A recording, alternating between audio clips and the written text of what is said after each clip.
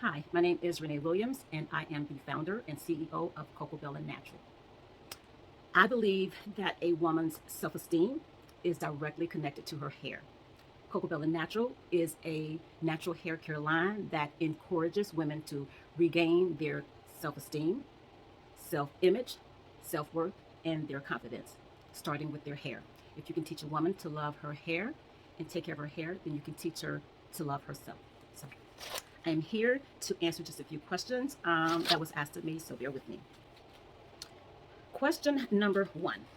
What was the spark that prompted you to start this business? Well, honestly speaking, I never intended to start a business. I never had the desire to run or own a business or be self-employed. I thought that I would always work in corporate America. But somehow I became an accidental social media influencer. And in that role as an influencer, I was able to work with several hair care brands to help promote their product. And each time I promoted a product for these brands, all of my people, my tribe, I like to call them, would run out and purchase those brands. And I felt like if I can influence them to purchase from someone they're not even familiar with, what's to stop me from influencing them to purchase from me? And so there I decided to start my own hair care line. Question number two. How did you get your first 10 customers?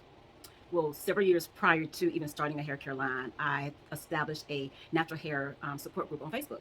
And at the largest, I had about 10,000 followers. But within that group, I did things like live demonstrations and step-by-step how-tos and pre-recorded videos and product choices and selections and tips and techniques on how women could care for their hair. And so I gained a loyal following. And so when it was time for me to step out on my own entrepreneur journey, they were more than happy to come along for the ride. Question number three. How did you validate the idea that drove you to acquiring your first 10 customers? So I had built a relationship with these people for over 4 years before a business idea ever came into my mind. So I knew their concerns about their hair. I knew what the real struggles were, and we'd all worked together to overcome those obstacles that keep women from going natural. So I was pretty confident that I could at least get 10 people to purchase from me once I started my own line. Question number four. Did you have any experience or expertise in the area? Absolutely not. So I have educated myself on the care of natural hair, and I've done a lot of research on ingredients and the benefits and how they interact with each other. But as it relates to like formulating, I had no experience whatsoever. So I did consult with a cosmetic chemist before I created my first product. Question number five. What are some of the methods you utilize in raising capital for your business? So my business is self-funded. When I was in corporate America, I used my 9-to-5 salary to finance me starting my business. When I made money, I put it back into my business. So as of yet, I have not yet had to take out any business loans or do any crowdfunding to keep my business afloat. Question number six. Who is your target demographic? So I'd like to say my perfect avatar is a woman between 35 and 65. She's cognizant of the effects of synthetic ingredients in hair care products, body products, and even additives in food.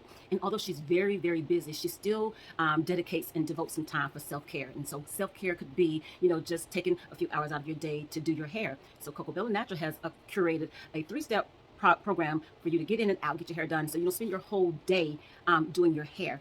It allows you to shampoo, condition, style your hair in 2 hours or less, and that way you can reclaim some of your time and get out into the world and do all the things that make your soul shine. Question number seven. What motivates you when things don't go as planned? So I'd like to believe that everything happens for a reason.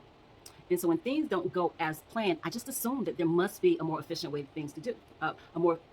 to do things. And so I typically just step back away from whatever that project or that task is, get my mind right, and come back. Because I just know that delayed does not necessarily mean denied. Question number 8. What drives the most sales? Definitely word of mouth. I have a lot of loyal, supportive customers who more than happily bring me new business regularly.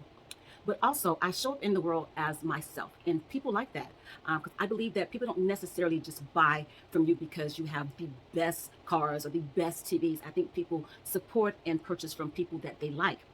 Having a good product is secondary, and that's a bonus.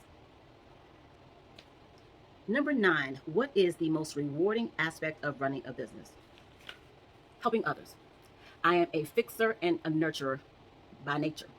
I like solving problems for other people, but also quality of life. I like to spend time with my family. When I was in the corporate world, I was married to someone else's schedule. And when there were compromises to be made, most of the time those compromises were not made for my benefit. It was made for the benefit of someone else. So I like running my own business where I manage my own schedule. And on the days when I'm feeling exhausted after a long day of work, I feel good because instead of working real hard 14 hours for someone else, I'm working hard to fulfill my own dreams. And so, yeah, I love helping people and I love spending quality time with my family. And so that's it.